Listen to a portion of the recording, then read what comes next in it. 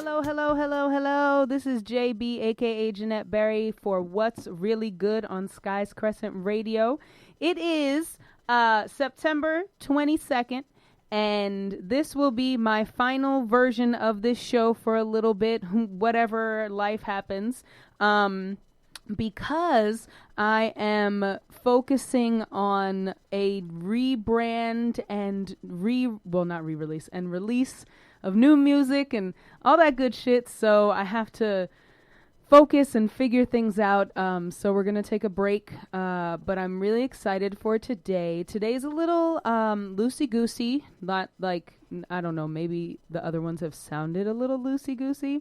But this one is for real loosey-goosey. But what I wanted to do is I wanted to talk about four things that kind of revolve around each other.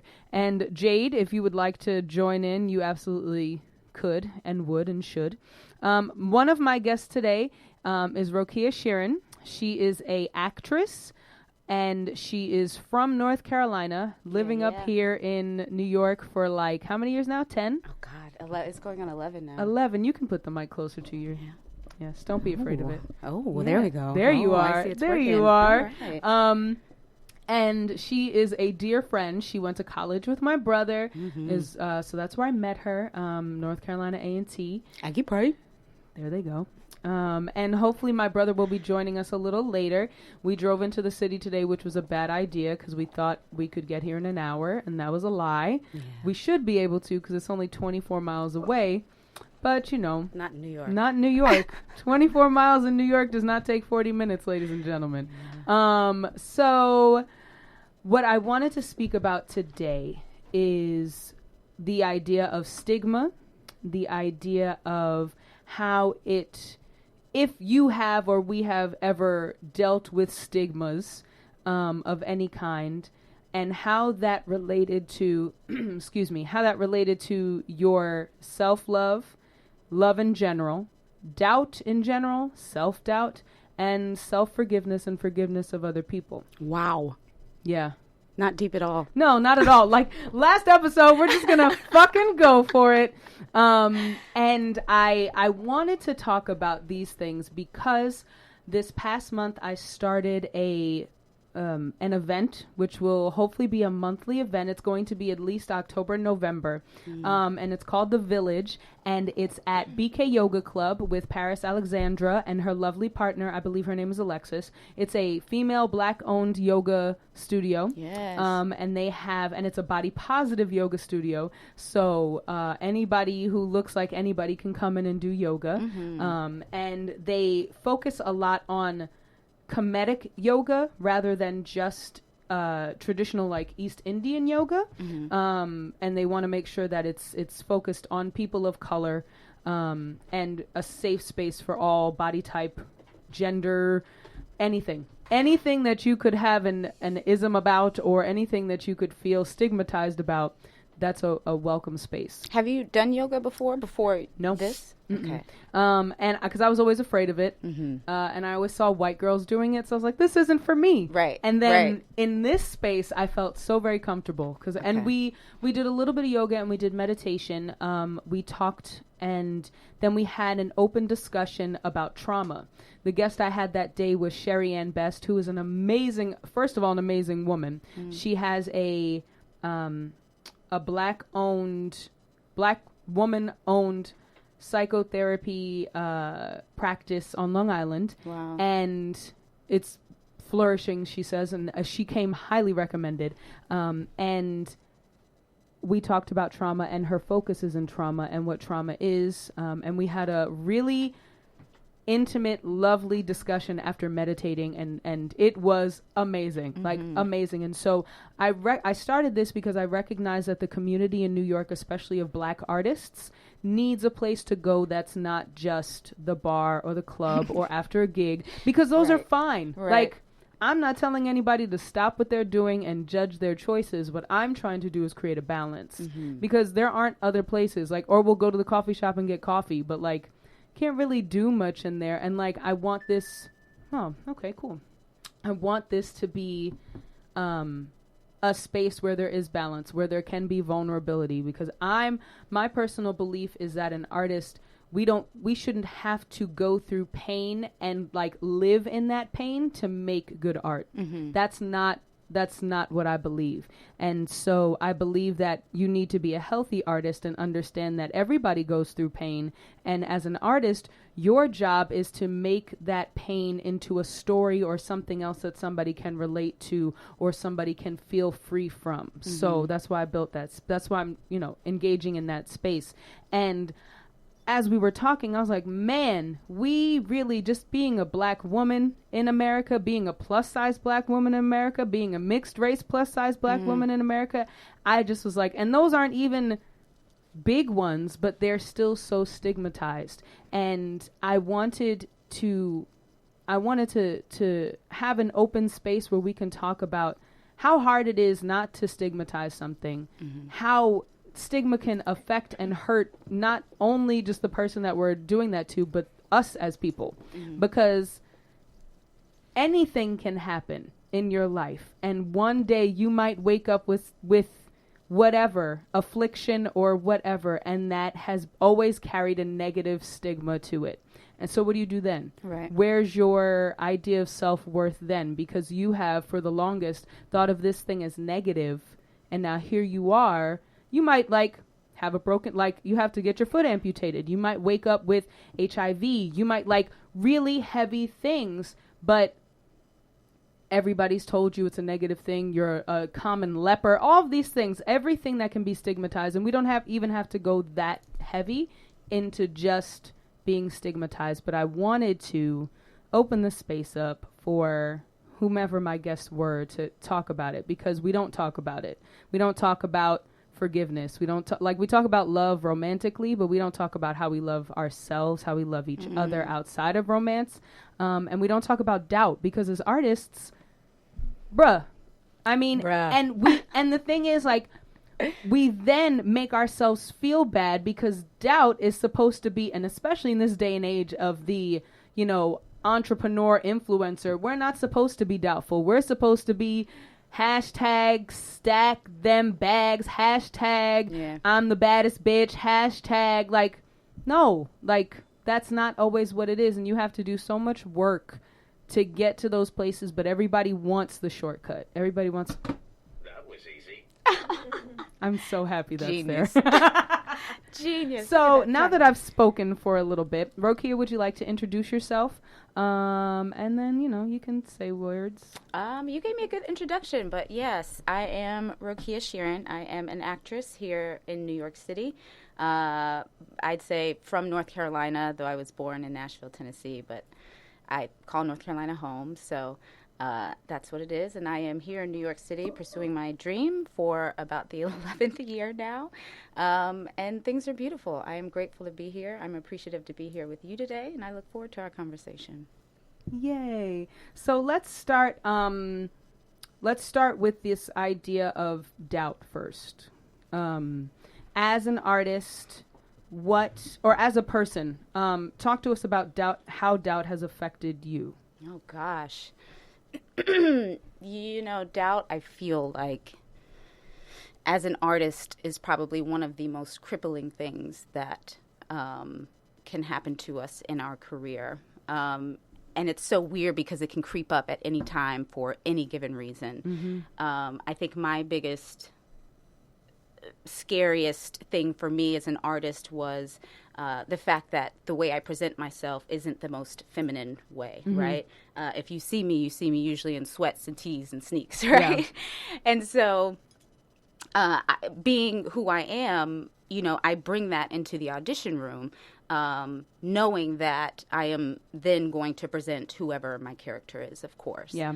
But I have learned that there is a stigma with the fact that I'm not physically very feminine presenting. And so that has actually hindered me in the past because I was, told that they didn't think I would wear a dress. But this is what I do. Yeah. My job is to pretend to be who I'm not in real life. Correct. But surprisingly, showing up and looking a certain way has kept me from getting certain roles, so much so that now when I go in, I am cautious of that. And so I make sure that I am presenting in the exact way in which I think I should be looked, that I should look like, so that that stigma isn't there. Which is weird because our job is to play. Our job is to, it's pretend, Correct. right? So that's always been very interesting to me, especially with, I think, sexuality as well, especially if people do know my sexuality. For some reason, that makes people unable to see that I could play opposite of a man, which Absolutely. is very strange to me because that, to me, I think of it like, well, when Will Smith is cast in something, they're not like, well, he can't play with her because he's really married to Jada Pinkett. Yeah, exactly. But somehow he gets the job. So it's very strange, and that that has its effect.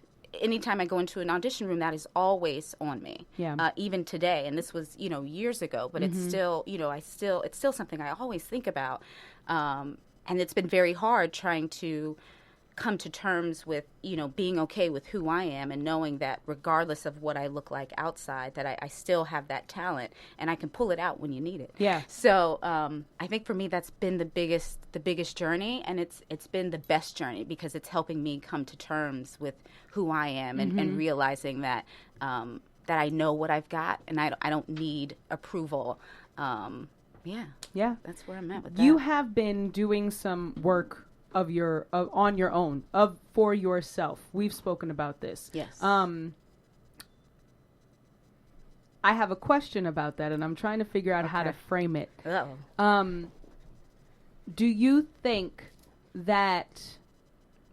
Okay, actually, let me do this first. Okay. So when change happens, oftentimes, or when something happens, we change something. That's just kind of human nature. Do you feel like... Are you grateful for the change to have been... Are you grateful for the thing that happened to have changed you in this way? And how did that... Were there any moments that you were upset at the change, but then recognize that it has affected you in a positive way? Does this make sense? Yeah. Okay. I feel like it's always hard in the moment, right? Absolutely. When you're going through it, Yes. you're like, oh my God, this is the worst. Life is so bad. Yeah. And then when you get through it, hindsight is always 20/20, and you start to understand that I needed that in order to get here, and I needed that to get there. And even though that was really bad, I needed that to be where I am today. And I am appreciative of that experience because it has made me stronger than I've ever been. New York has made me stronger than I've ever been. I'm from North Carolina. Things are much easier down there, a lot slower, just different. It's a different energy. And I think New York really prepared me for all of those tough things. I didn't get, when I was back home, I got things a lot easier. Yeah. And when you get to New York and you start to realize it's very dog eat dog and you've got to be on it. And if you're not, if you're not prepared, you're sitting on the sidelines. Yeah. And so everything, even in the hard times, even in the moments where I'm like, this sucks, I don't know if I can make it. Now, where I sit now, I say thank you. Yeah. That's wonderful. Yeah. Ladies and gentlemen, I'd like to introduce our other guest for the day. Aggie Bright. Hello. His name is Chris Berry. He happens to be my younger brother. That was easy. It's the second time already that we've done that. Chris, we thank you for being here. I thank you all. Oh boy, this is going to be fun. And we have been discussing doubt just now, and today's show is about stigma, doubt, love, and forgiveness, and those stigmas that we hold, that we play into, maybe even possibly, and how we continue to love ourselves and love others, forgive ourselves and forgive others, and where that self-doubt and doubt of others comes in. Okay, cool. So introduce yourself, tell them who you are and what you do and all of those things. Hi, I'm Chris. I'm a fellow Aggie Bright. So I am a human. I am a professor. I'm an actor. I'm a director. I sing. I wouldn't consider myself a singer. It's not my method of storytelling. I'm a dialect coach.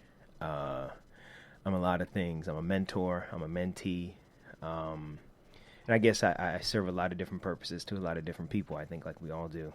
But yeah, that's the long and short of it. That's who I am. At the moment, I'm a professor at LaGuardia Community College. But I've traversed the East Coast recently. I started my professor journey at Albany State, then to Florida A&M University, and then to UNC Charlotte, now to CUNY. But I grew up, I'm from Westbury, from Long Island, from New York. Yeah, that's the introduction. That was an introduction for that ass. You can curse here. Thank you. You're Good to welcome. know. Thank yes, you. You can curse. This is a safe space for cursing. And I wanted to go live, but my phone's at 10%, so I probably should stop. That's Rokia, y'all. I wanted to... So, Chris, I spoke about wanting to do this show about stigma and doubt and things and such. And the event that I just created and things of that nature. So do you have any just opening thoughts on those things as you are writing notes? Yeah, I do. I think one of the easiest things to do is understand, well, the easiest, the most difficult, and the most liberating thing, but not always the easiest thing, is understanding that we're the cause of it, like of the problems and the solution. I've tried to repurpose the word blame in a way where it's not a negative connotation, like we blame ourselves for our successes and we blame ourselves for our failures. So understanding that it's not that they're imaginary, or some can be, imaginary is just a word to use, but that the only reason that they happen is because we allow them to happen, and the only way they change is that we choose to change them. Yeah. Now, the process of doing that is the hard part. And it's easy to point and say that if you would just X, Y, Z, that you can change. So I feel that there are so many things that we end up invalidating the process as to why they happened as a means to change it. So we're actually healing in a way that isn't helping us. So no matter what we're trying to change, like if we're losing weight because we don't like the way we look, we're not actually solving the problem. Yeah. If I'm trying to get a better job to make more money because I hate the amount of money I make, then it's just that there will always be that problem. Yeah. And so I found, because I've been on a similar journey myself, and I found that, whatever space and place you need to do that is like the space and place for you to do it. Like, it's so interesting because I would say my journey has been almost opposite of Rokia's, where I found that leaving New York gave me a perspective that being here and staying here wouldn't have given me. Yeah. And I find it valuable to have left, because I wasn't super well traveled before I went to college, and I wouldn't consider myself this, grand traveler of the world. But what I was able to do is understand sensibilities outside of my own. I think that's the biggest thing that's been on my head in regards to this, like, when the stigmas, the doubts, forgiveness, and just practicing more empathy so that we can be patient with the process, and understand without being have any negative energy towards it. And negative meaning like not solution-based energy towards something, where even if someone has caused or triggered something, that we're all looking at solution-based thinking to solve these problems, rather than getting defensive, being able to have hard conversations and recognizing that emotion may happen, but like where's the solution? Like, what are we getting to? And I found for me that came from leaving, and being completely isolated, like in places where I was completely isolated, and just changing my perspective. I had such an immense pleasure working this summer with the wonderful Katori Hall, and just hearing her talk about macro perspectives and nuance were all things I think every guy on earth, we don't get conditioned to have nuance in the beginning, and we don't get conditioned to have perspective outside of ourselves often. Like, I think as humans, not just men and women, like we don't get conditioned to think of others in a way that isn't self-serving. Yeah.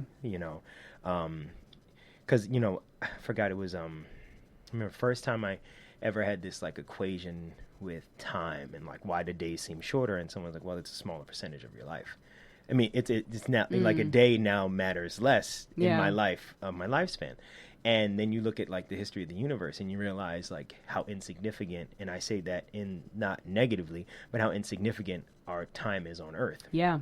So to only be focused on the things we think are important in me, and not to have the broader perspective, for me was doing a disservice for me in regards to my time.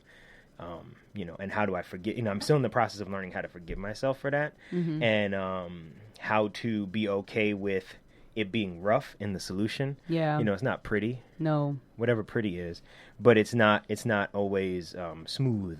Yeah. And it's different for everybody.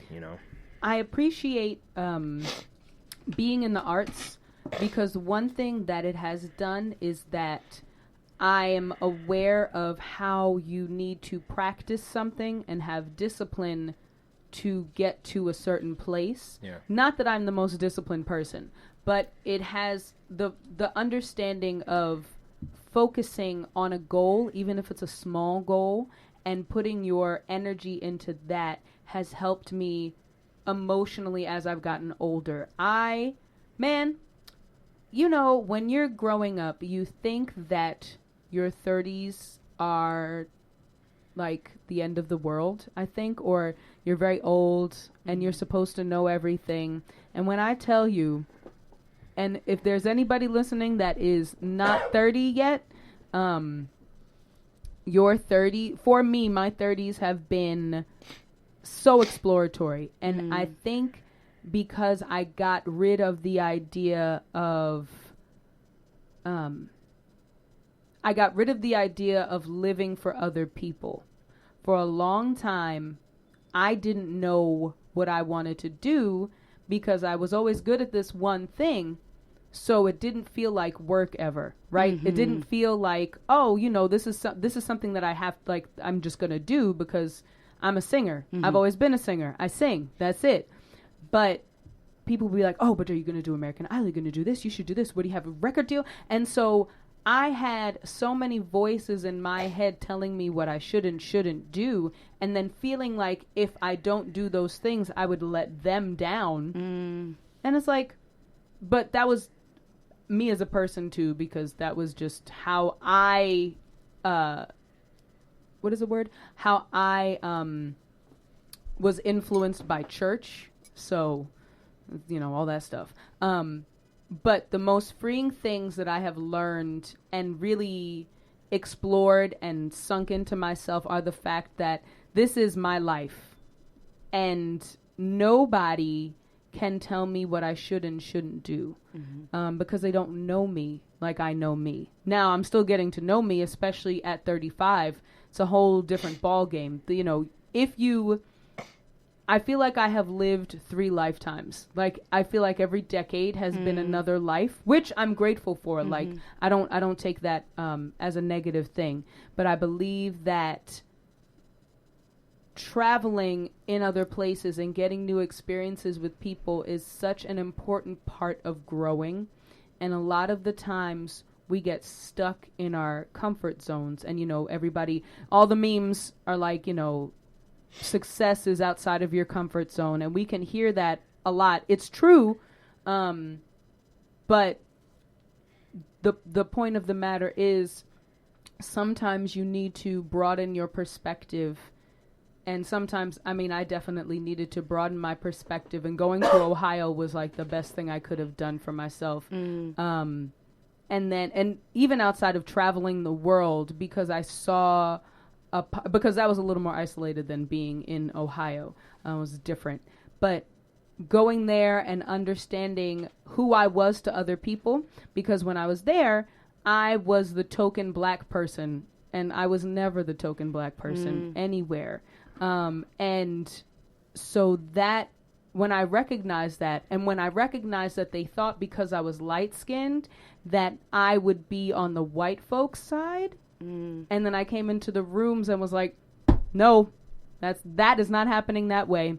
And I don't care if you thought that I was going to be on your side or not, but I have to raise a voice for myself and all these other people that you don't seem to talk to because they're not allowed in these rooms because you're afraid of them. Haha, bitches, you thought that I wasn't going to be one, but here I am. So be afraid. And then I left because I couldn't deal with it. But I didn't recognize how that when people were intimidated by me, there was because of my blackness. And because I'm from New York. Like, you don't really see that depending upon your community. And our community, for me, was very, they understood my blackness, and Chris definitely has a different story. They understood my blackness, but also maybe because I was a girl, it was different, but I'm not quite sure. Chris, you want to talk a moment about, or actually, let's go to Rokia. Can I ask you something, though, Yeah, really absolutely. quickly? You mentioned when you were talking about Sorry, your y'all. 30s Mm-hmm. and being an artist. Did Yeah. you have that moment when you hit your 30s where it was like, I'm not necessarily where I thought I was supposed to my be God. at this age? And Absolutely. like, what did you do with that? So I was in grad school when I turned 30, and I had done some things, right? In my late 20s, I had done some things, so that was cool. But when I turned 30 in a small, dingy apartment in Ohio, like Tiffin, Ohio, shout out to Tiffin because you taught me a lot, but like Tiffin is in nowhere land, like just corn and soybeans, and white folks and Kroger's. And I was just like, I don't know what I'm going to do. Like, I am definitely not where I am. But the good thing was that I was kind of engulfed in work that I enjoyed. It wasn't the work that I wanted to be doing, but I wouldn't admit that to myself. So I think I was kind of in denial up until I got back. Actually, no, I was for sure in denial because I came back to New York and it took me a while to go back onto the scene because I didn't think that I deserved to be in New York as a singer. I thought I wasn't good enough. There goes that doubt. Yeah, like hardcore. And it's still like I'm still fighting it because I have gotten much better with comparing myself to other people because that shit was tearing me apart because I wouldn't do things because I'm like, oh, she's doing it too much like that, so they're gonna think that I'm doing this, or she's doing that, why am I not doing that? I'm just as good. But I was so focused on somebody else's journey and somebody else's goal set that I forgot what my goals were. And so I had to reprogram that. And it was hard. It still is hard. It's taken me, I will say, like up until this year of my 30s to like really figure that out and really say, nah, these are my goals. Like, I don't care what anybody says about them. I don't even care if I reach them or not. I'm reaching them for myself. Like, I'm doing this for me now. I'm not doing this for anybody else. And so I decided this year, I haven't said this publicly yet. I decided this year that I was going to I was going to stop being Jeanette Berry and the Soul Nerds. And just be Jeanette Berry. So, where's the flex bomb? We probably haven't. No, we don't. Boom. And it was really hard to make those phone calls. Sure. But all the guys were like, oh, of course, I get it. You got to do it. Like, you got to do it. Yeah. Like, we're all in Philadelphia, it was just, they understood. So that was amazing. And I think that was the one action that I had to do to kind of let go of my security blanket because it was for sure a security blanket, right? I love them, still working with them on stuff. Right. But I just needed to do it exactly how I saw it in my head. And whether or not it was right, whether or not it was jazz, whether or not it was R&B, whatever it is what I want. And that is the most like, once you do what you want, I don't know if I've ever done that in life. Like, just do what I want. Yeah. Oh my gosh. Yeah. that's when I realized, oh yeah, this is why I do this, because I'm doing exactly what I want. Yeah. So are you coming to terms with timing now and versus, success Yes. or with success? Absolutely. I think to my detriment, I've always thought of success as making sure that I was leveling up. So it was never a tangible goal, which I think was to my detriment, because it was never like, I'm going to do this then, because I was afraid that I wouldn't get it done. Ooh. That's deep. You know what I mean? And I was afraid that if somebody saw me fail, then they wouldn't take me seriously. And it's like, nah, that's not how this works. We are so hard on ourselves. We are so hard. So hard on ourselves. Yeah. I feel like most of us do that. Like most of us, we are the ones that keep ourselves from getting the things that we want. Yep. And I think in the moment, it's very hard for us to realize that, right? We go in the room and we're like, well, the casting director didn't, or the director, they just didn't, you know what I mean? Yep. And it's like, okay, but what did you do, or what did you not, or, did you go in wearing the appropriate so that they can see, you know what I mean? Yep. And you have to start really looking at self and understanding like, okay, maybe things aren't happening quite the way I thought because I blank. You know what I mean? And not anybody and else. And that's a hard thing to do. It is really hard. Yeah, I would say my 30s started with a bang. I just got broken up. A girlfriend dumped me, and I was in Tallahassee, Florida, and it was an interesting. I remember this because I was like, well, I don't really have any friends here. Some of the students there were just amazing. And I remember one of my mentors, Tom Jones, shout out Tom Jones, said, you're 30, it's going to feel like a cloak of bullshit is going to fall off. Ooh. You just have to be ready to deal with it. And so it was interesting because I've been through all kinds of craziness, like once I turned 30. I went through a deep spell of depression after I was hit by a car. And I don't know what brought one or the other. I know I didn't mean to get hit by a car. I knew that. And I was literally contemplating suicide last summer. And so, and something said, it was so interesting. I was at a train platform, and then something said, you're not done. I don't know what it was. I don't know what it was. I literally don't know what it was. Something said, you're not done. That's your inner being. So I had thought, and it was interesting. It's not that I thought I was useless or not good enough. I had felt my time didn't matter anymore on Earth. I was just like, if I step in front of this train, it does not matter. Yeah. And it's so interesting because that doubt had traveled with me for many different reasons. Like I've always been a fairly confident person in regards to my intellect and my ability, but it's the other things that I have just been, that I've allowed myself. It's interesting. You say aloud, and then it's like you're shaming yourself, but I promise you I'm not. But like you understand that you allowed this to win in the moment, right? And you have to recognize it. So I was crippled by like my idea of what weight, like my size, right? Because everyone would always qualify something like, oh, big dog, big man, big boss, big dog, or oh man, you're so agile for a big guy. You're so sensitive for a big guy. And then that juxtaposed to my issues dealing with color and my color complex, because as you stated before, I think we've had very different trajectories in regards to that. Could be because of, I can probably base it back to, I know why it affected me so much, because I remember one of the only memories I have of being a child was people making fun of me because I wasn't the same color as my mom. And so and the otherness was always there. So I understood that, I wasn't really, at 7 or 8 years old, I wasn't reading Du Bois, but I understood. Yes, you were. Yeah. In those moments, I understood duality and double consciousness, because I understood what it meant, even innocently, not maliciously, pre-Obama, what it meant to be made fun of as the not only like poor, but different, right? In a way that was like different in a minority community, which is like, damn, I thought we were all supposed to be. And I wasn't really cognizant of that until people made issues about it, right? Yeah. I would go to bed. This is a small story. I promise you it won't take long.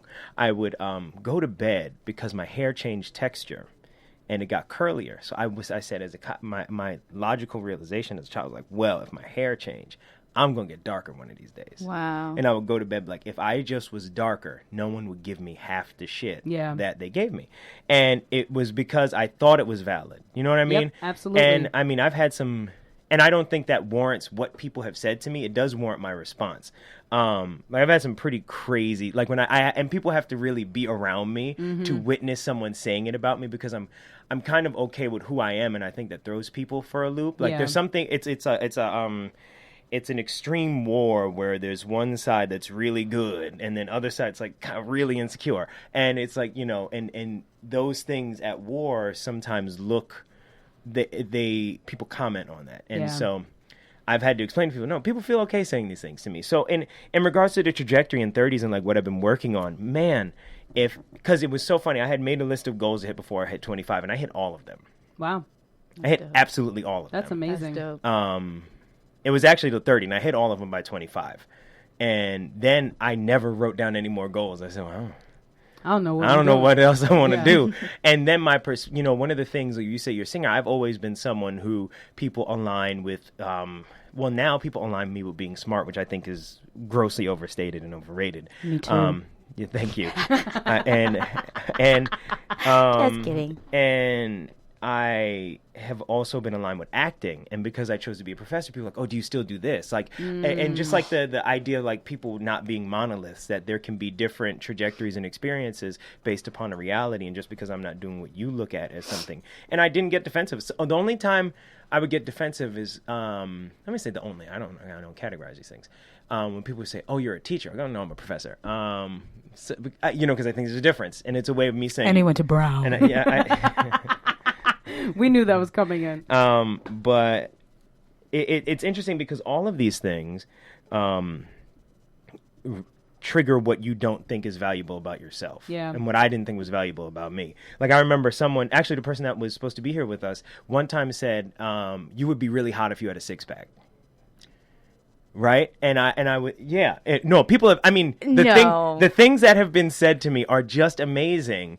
And, what I often find interesting is whether it's coming from a place of pain from people, or if people just feel, I don't understand why people feel okay to say this. And I don't know if that's necessarily my thing, but what's so interesting is those moments. For me, the thing I've been working on is mindfulness. Mm-hmm. Shout out to everyone that's helped me out with that in the past 4 or 5 years. Chloe, Morgan, everybody. Because I'm a wreck, I don't want to say I'm a wreck, but I guess it's just been a journey, and because I've always had a big personality, it's been a pretty public journey. Mm-hmm. Like it's been pretty you were big and bad and loud. No, you don't get to hide when the shit's getting kicked in your face. Yeah. And that's been one of the coolest parts of it. Mm-hmm. I had to humble myself, and it was one day I woke up, I was like, yo, don't nobody really fuck with me like that, and that's my fault. I woke up, I was like, yo. And rather than going, why don't people call me? Why don't people do this? Why don't people do that? There were some people that, like Rokia did, my friend Chloe did. And I may be misstating, but that's like kind of it. Yeah. And I was like, yo, people that used to fuck with me don't really fuck with me no more. And then I got really close with my graduate school classmates. And she would, Tiffany Green, shout out Tiffany Green. But she would hold me so accountable for all the bullshit. She's been that way as long as I've known her. And so I was like, wow, it's amazing because Rokia holds me accountable, Chloe holds me accountable, Tiffany holds me accountable. And those are the most meaningful, valuable people that it's easy to like intellectualize I have to change this. Yeah. But it's different when you actually see how what you're doing in a fucked up way is reverberating in the world, and like your processes of not being able to fix something and how it's reverberating. And so you actively change it, not to change the result, but to understand that you're actually having an effect. Like whether or not you think you're purposeless, what you're doing is still having an effect on people. And that was interesting to me. And how people were always like, I don't know how you could struggle with depression. You always come off so confident. And like, I look at people, one of my good friends, we're going to start a podcast, Good Man Podcast coming soon. I always admired, I was like, man, you're gorgeous. Like man, I wish I looked like you. Cause you're not, people don't say, hey man, hey fat man. And then he was like, I struggle with insecurity. It's like, what the fuck? Yeah. We always think the grass is greener. And I'm just like, yeah, man. It's like, there's a great line in Dominique Morisseau's play, Skeleton Crew, and I might be paraphrasing. She says, everyone got their own bag of shit. Leave me to my stink. Don't go airing mine out. you know, and I'm just like, that's so true, man. And how we deal with our bags of shit is so interesting. Yes. And you got to realize that it's a bag of shit and not like, oh, this is just who I am. That's also very true. So with that idea of the insecurities and looking at the grass is always we think that the grass is greener on the other side. How do we, and you know, just hypothesizing, or how have you been able to forgive and love people even with their bag of shit? I realized that they actually had my best, like, majoritively speaking, they actually were trying their best. Yeah. Like, they were in that moment, unless it's like an extreme case of malice, they were actually trying to help you. Yeah. Like, they actually thought that would help. And so I'm just like, wow, I probably said some callous things in the name of helping. Yeah. You know. Any thoughts, Rokia?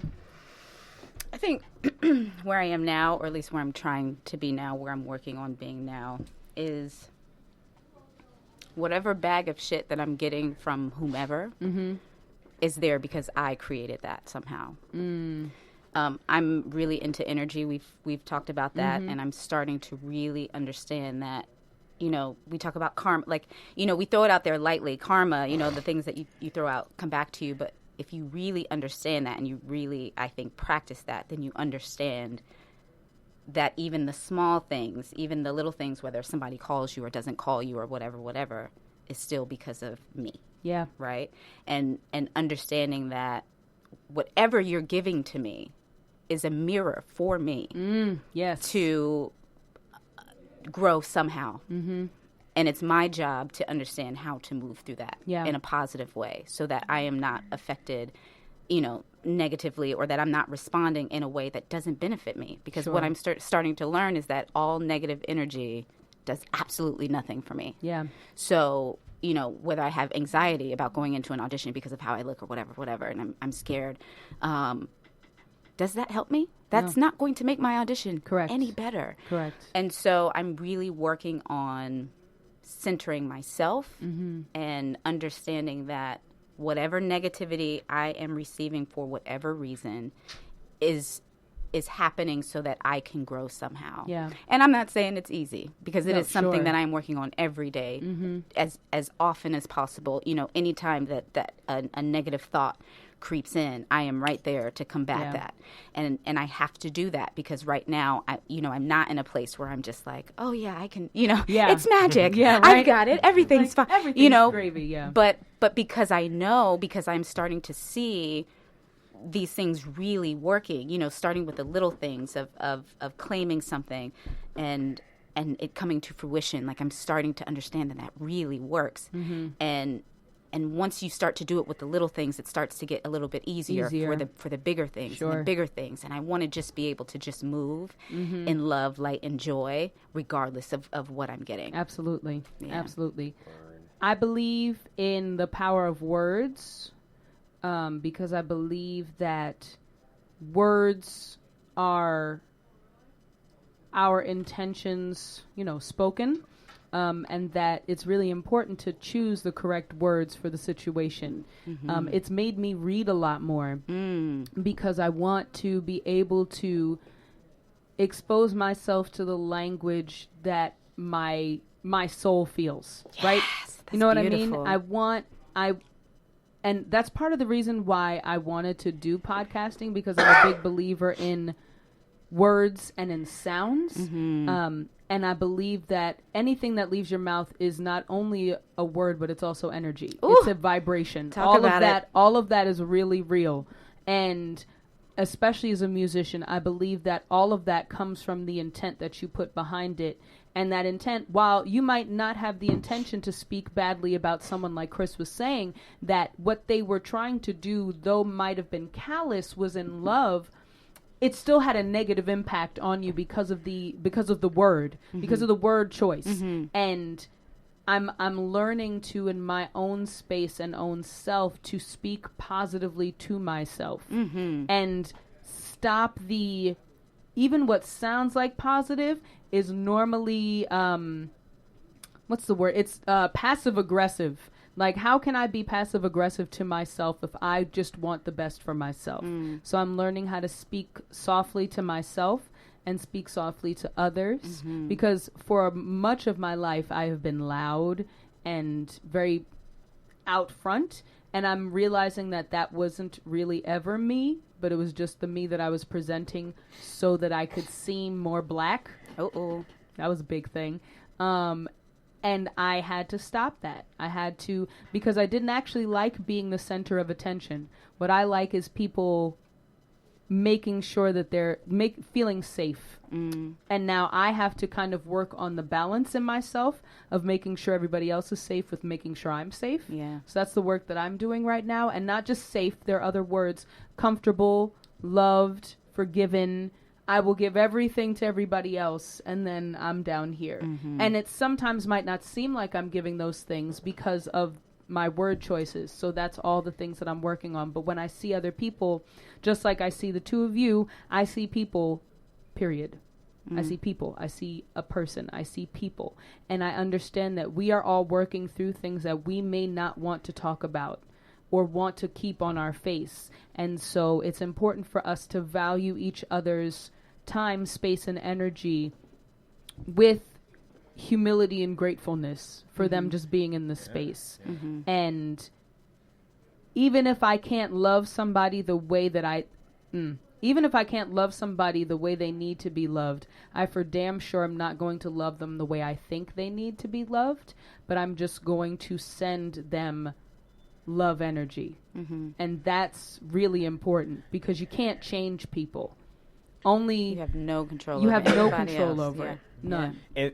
For me, it's so interesting when you talk about like when you turn 30. It was like I had a string of 3 straight long distance breakups. Yeah. And I was like, it was the third one that made me realize, yo, it's okay. Like, it's okay if stuff doesn't work.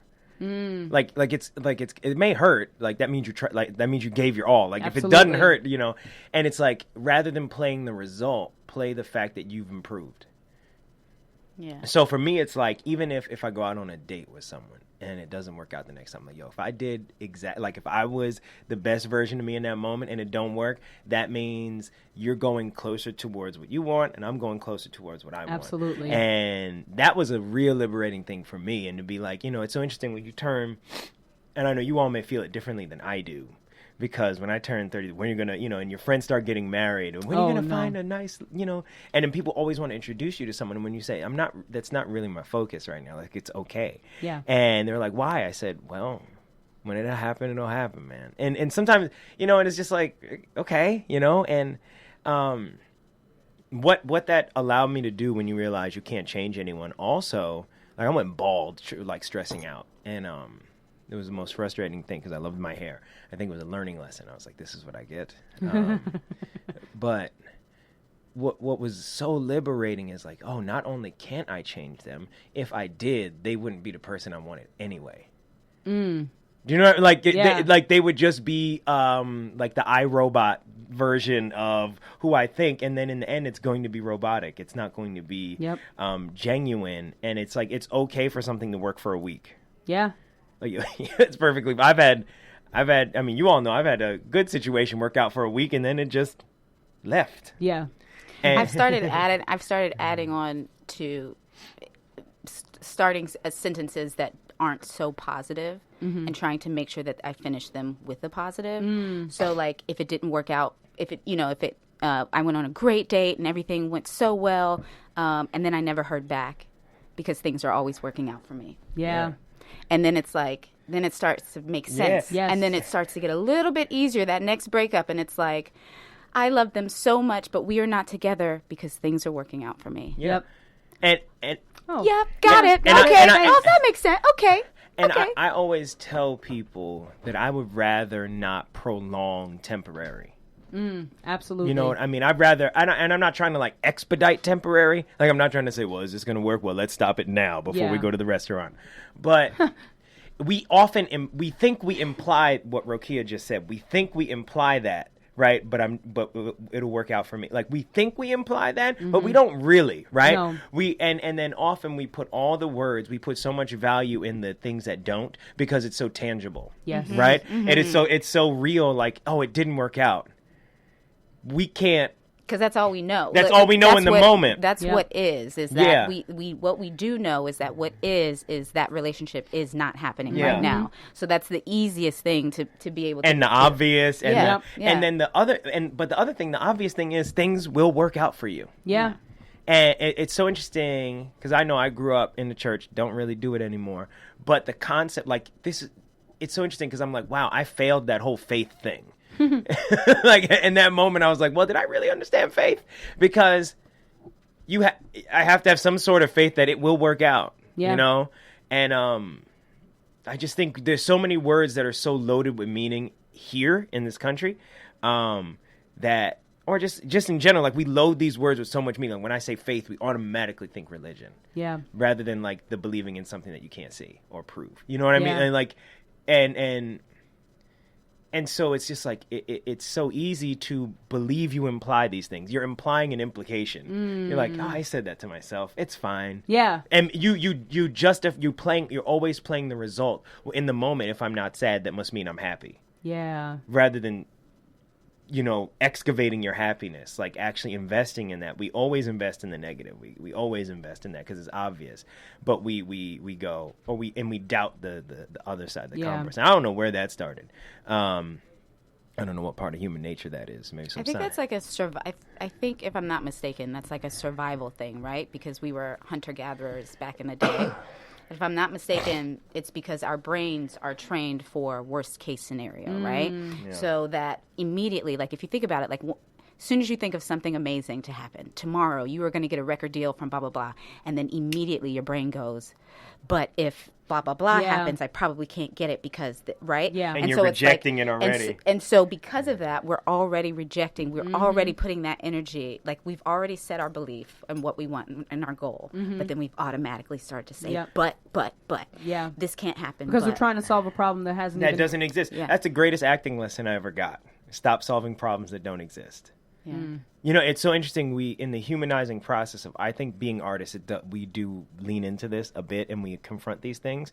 But also, that doesn't mean we always have the solution. Sometimes it's just right in front of us. Exactly. Like, sometimes, like, it's omnipresent of, you need to work on this. And you're like... because we're used to being completely naked. Yeah, in that sense. but it's like the same as if I gave someone a quantum physics equation and go, do this. Yeah. And someone goes, well, I don't know. And that's like, we always assume that we know more than we do, especially about, like, our mind. Ooh. And so we get very arrogant and defensive when when someone says we have to work on it. I used to get one of the things I used to hate. Sometimes it still irks me a little bit when people would say, "Oh, that's good for you," depending on the kind of person it came from. Yeah. Because I go, you don't know what's good for me, man. You have no idea. But then I just go, they're just trying to do right, And it I don't think it's flippant. I'm not assuming the worst of people. Yes. I correct. think that being away helped me do that. Mm-hmm. I was talking to a friend. We were just saying, I'm trying not to judge people about how they live their lives. Like, if someone walks out with a pair of Jordans, I'm not going to go, but what's in your savings account? Yeah. Like, we're here for 60 to 80 years, maybe 100. Buy fucking Jordans, man. Yeah. You know what I mean? Like, it's just like, we always get to this monolithic idea of what it is to be successful and what it is to be productive. But, like, we're not here that long. No.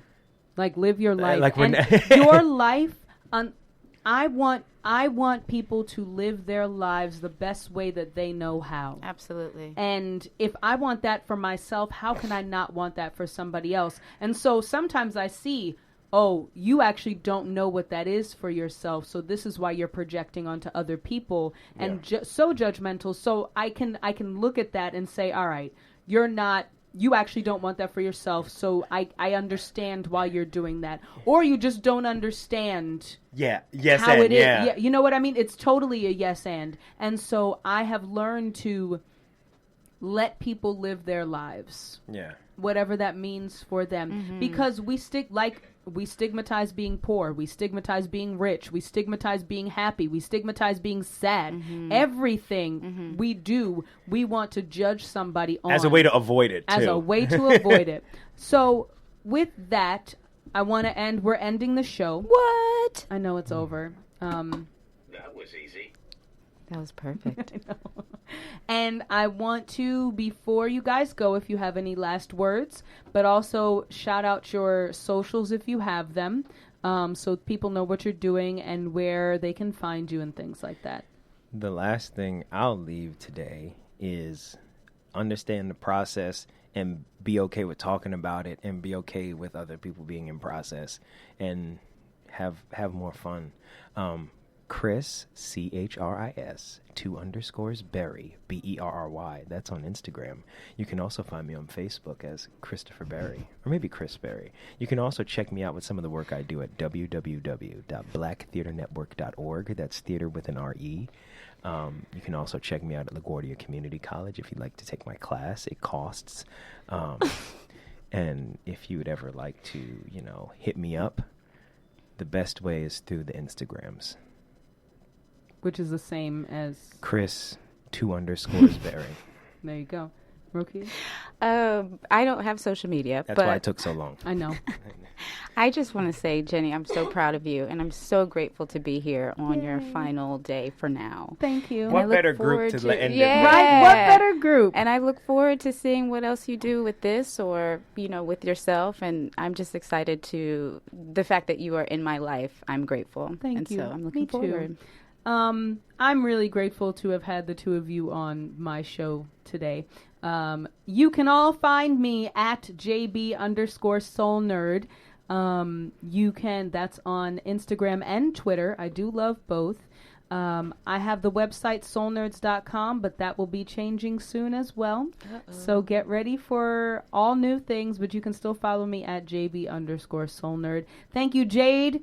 You're an amazing producer. Thank you, Jade. Thank you, Jade. And bye, guys. See ya.